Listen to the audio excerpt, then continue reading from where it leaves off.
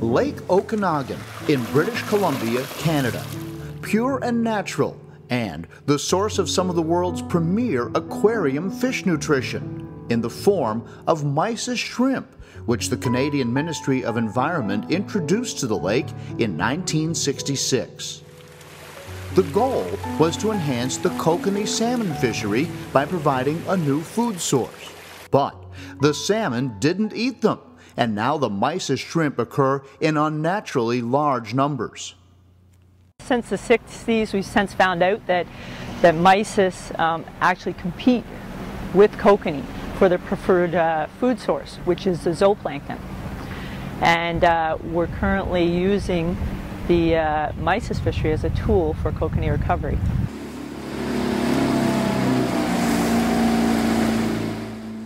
Piscine Energetics recognized the opportunity and, using a patented method and a fleet of fishing vessels, harvest the Mysis from the lake during the warmest 6 months of the year, removing an invasive species and supplying public aquariums and hobbyists with a unique aquarium food. You know, I like to say they're little, world-class Olympic swimmers who swim 25,000 times their body length every night to have a meal. They gorge themselves on this phytoplankton, and then they go back down to the bottom of the lake. It's really at sunset when the Mysis shrimp start to come off the bottom of the lake. They're at 600 feet deep, and they start to come off the bottom of the lake as the sun is setting. So we typically want to have our nets in the water at around 8:30, 9 o'clock. At that point, we start to harvest the shrimp, and we can start to see them come up on our conveyor belt.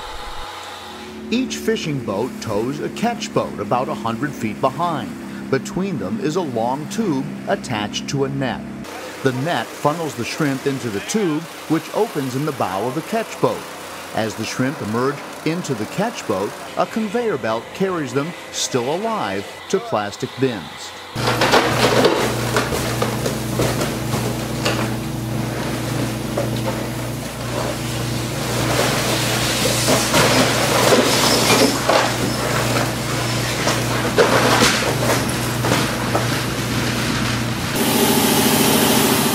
The Mysis are immediately processed into either flat packs or blister packs and flash frozen, gut-loaded with important zoo and phytoplankton still in their bellies. Our processing crew, they show up a couple hours after our fishing crew, virtually once the shrimp is being landed onto the catch vessels. Immediately, we shuttle the product back to our processing barge, which floats out in the middle of the lake, and we start to flash freeze the Mysis shrimp. We bring the Mysis shrimp down to minus 40 degrees Fahrenheit in less than 20 minutes. This system enables us to really bioencapsulate and gather that phytoplankton in the Mysis shrimp, and not even give the Mysis shrimp an opportunity to defecate, or in essence purge your system of that phytoplankton which they've just eaten minutes ago. Curators at public aquariums say it's one of the best sources of nutrition for a variety of species in both fresh and salt water. That I'm dealing with animals that have never had prepared foods before. All of their food was from the wild, and so when I bring them into our facility, our collectors have gone to great lengths to bring me healthy specimens, but then getting them converted to prepared foods can be quite difficult, and I find the Mysis is one of the first things that they'll want to eat.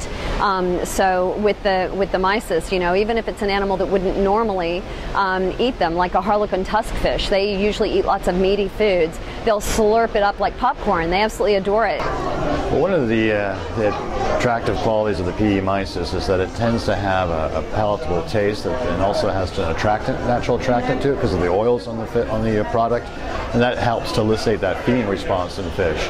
We just saw the Hemicillum trispeculaire eating some PE Mysis shrimp.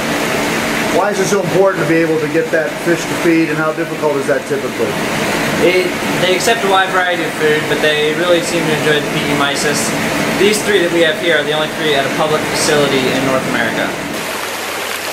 Meanwhile, the kokanee salmon stocks on Lake Okanagan are slowly rebounding. Good news for anglers and Canada's First Nation peoples, whose heritage is built around the native salmon fishery.